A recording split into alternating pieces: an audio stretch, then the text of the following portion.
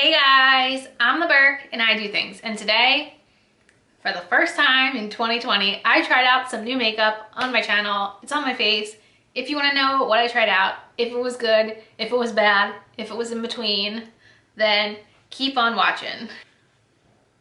Let's go. Okay, so today I have 2 items from BoxyCharm, 2 items I found at Marshall's, 2 items I got from Ulta, and 1 item from Sephora. So we have quite a mixed bag of items to try today. Also, no, my shirt is not dirty. This is like a stain that's been permanently on there for like 2 years now. So I'm just wearing my comfy Saturday clothes. Don't judge me.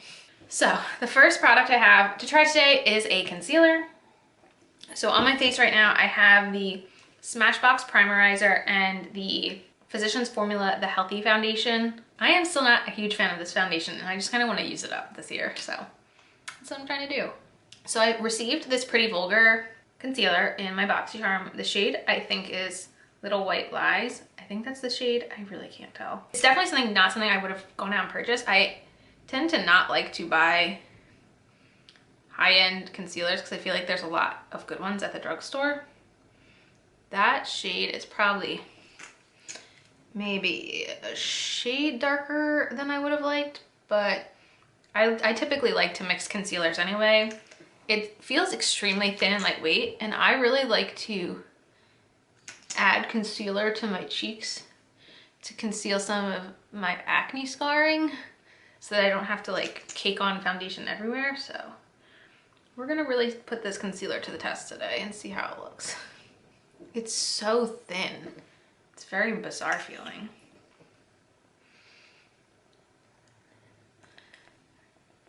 The shade is definitely darker than my foundation by like maybe half a shade. I wouldn't say the foundation I'm wearing today is the best shade match. I have the Physicians Formula in LC1 just for an idea of how this looks.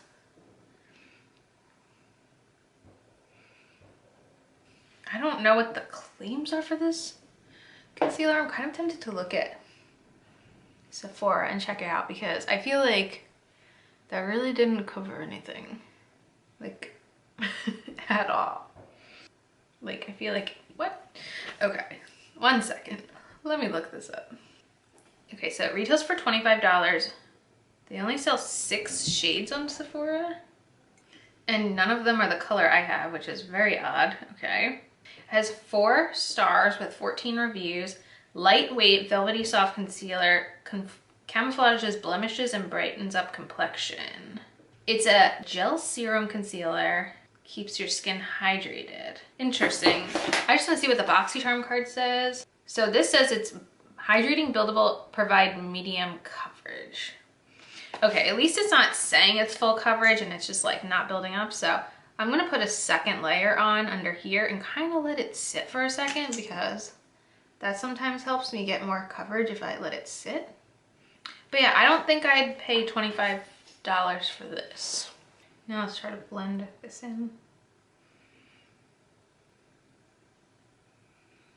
Speaking of blending, what does everyone think of the new Tati Beauty Blendiful? I'm definitely interested in what people are going to say about it.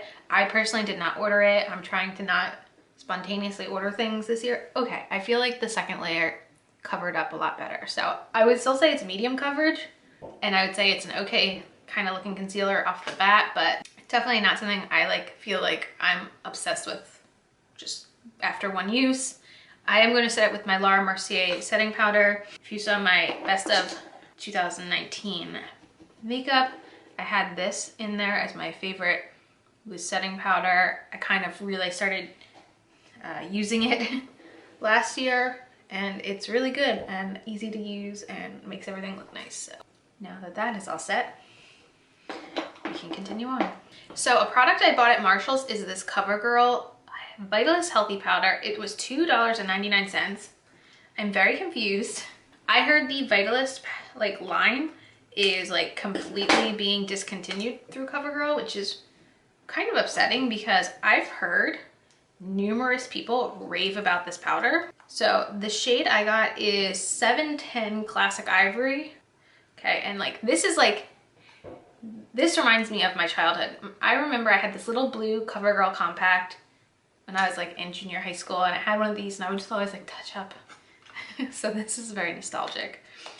But I feel like I've heard a lot of people rave about the formula of this powder.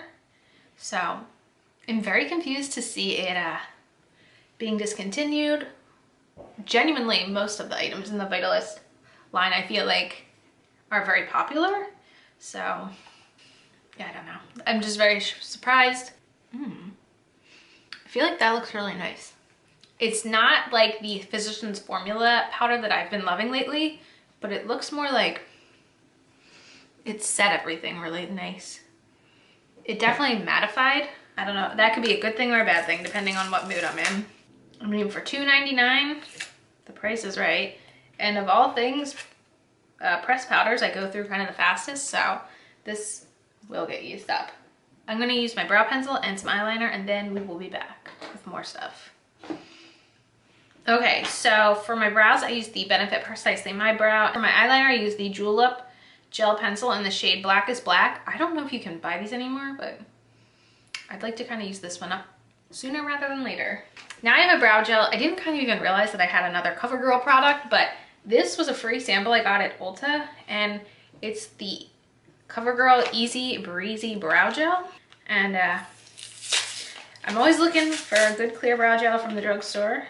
So just like basic CoverGirl packaging. Has like a pretty small wand, so let's see.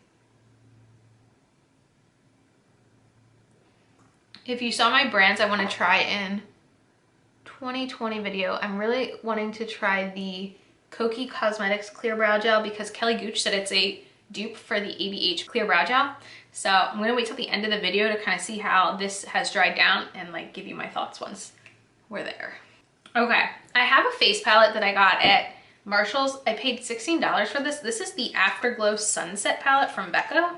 Now, I don't know if you can still find this there, but it has the Crystal Gold highlighter, Champagne Pop, Capricos bronzer, Flower Child, and Snapdragon blush.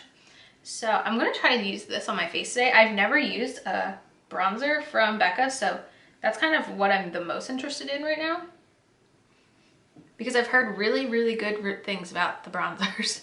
So we're gonna start there.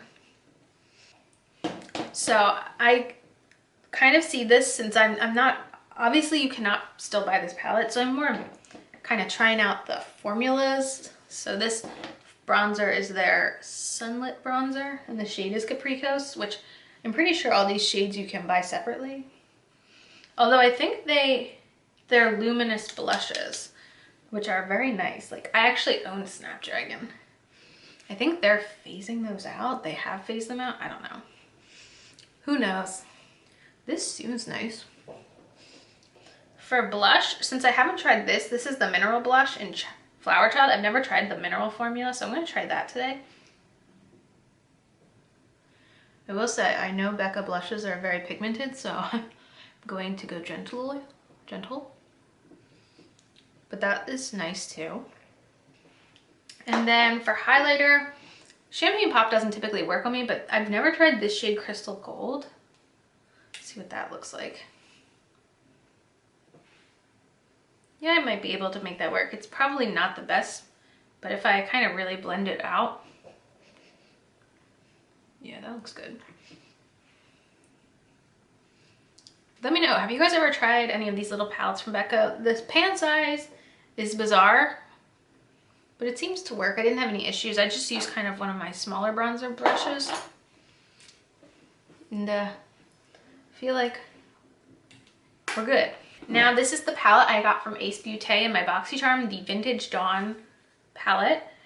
So this retails for $34.99. It has a mirror. The other Ace Beauté palette we got did not have a mirror.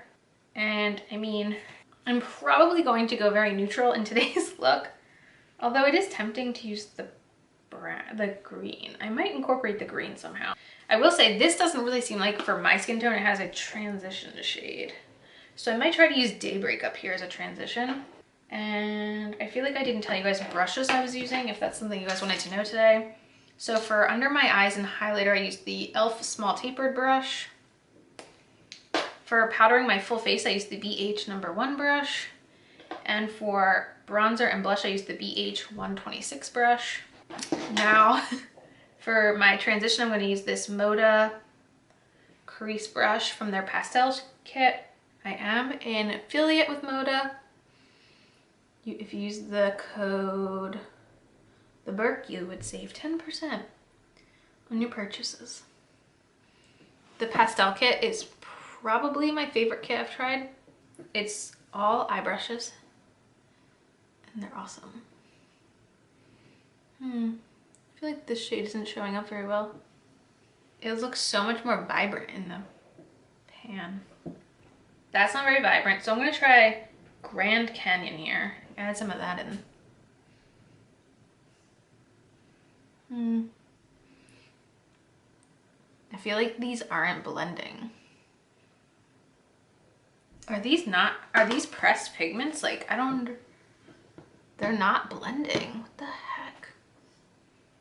I don't understand what's happening. I'm gonna go back in with Daybreak and try to blend those shades together more. Okay, that was odd. So now I'm really scared, but I do want to try Cactus now for sure. I'm going to go with this. This is the Moda Triad brush. I like using this brush when I put color in the outer corner. And now I'm going to blend it with the e.l.f. pointed eye pencil brush.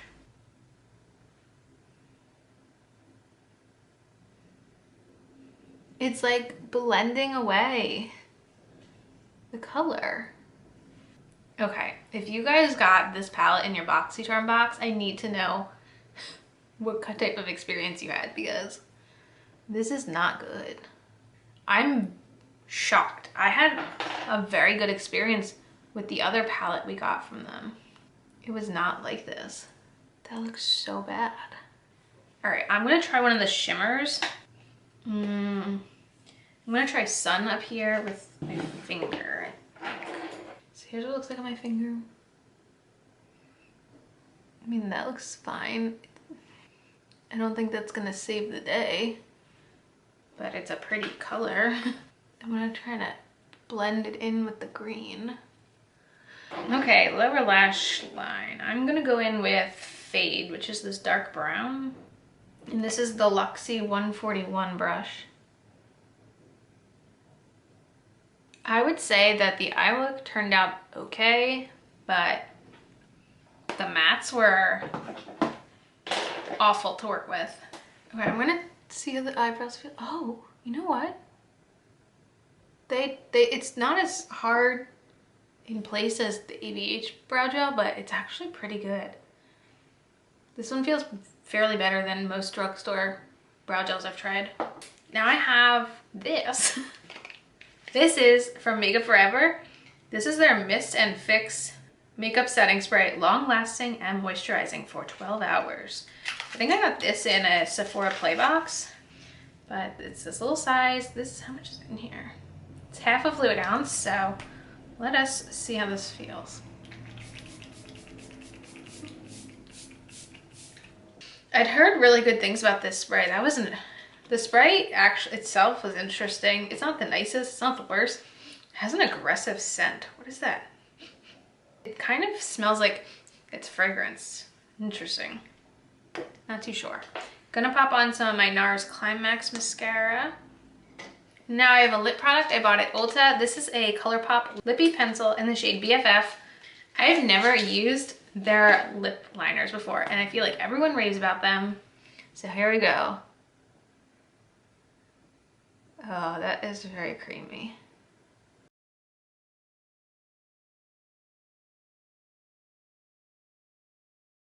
You know, I need a good red lip liner.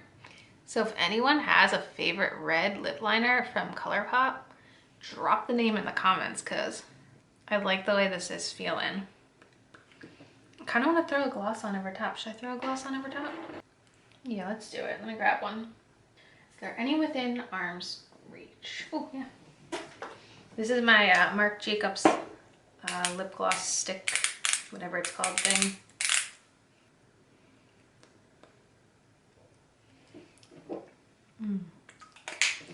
And there you have it. I'm wearing all the makeup and it's on my face. So let's do a quick roundup of everything I tried today. Pretty Vulgar Concealer. After my initial, I'm gonna say it's okay. I'm not super impressed with it. CoverGirl Powder, no complaints. Seems really nice. If you can find it for $2.99, what a great deal. The Becca palette, I really liked it. Do I think it was worth the $16 I paid at Marshall's? Sure, I don't think I would advise paying much more than that.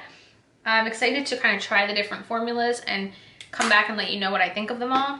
Like I mentioned, the brow gel seems pretty great. That was a big surprise. This was probably the biggest letdown of the entire video. I really want to know what other people thought of this because I am so disappointed. This setting spray seems good. Makeup Forever is pretty expensive, so even if I love it, I don't really foresee myself running out and repurchasing it, but it's nice to have it in my collection. And the lip liner, like I said, I really like how creamy it was. So if you guys have a red recommendation, let me know. And yeah, let me know if you guys have tried any of these products at all and what your experience was in the comments and what you'd like to see me review next. I will be including these in one of my mid-month reviews, either February or March, kind of depending on how long it takes me to really come up with my final thoughts. And yeah, that's it for this video. As usual, thanks for stopping by my channel. If you're new here, click the subscribe button and ring that bell for notifications. I have my Twitter and my Instagram down below. Give them a follow and I'll see you in the next video. Bye guys!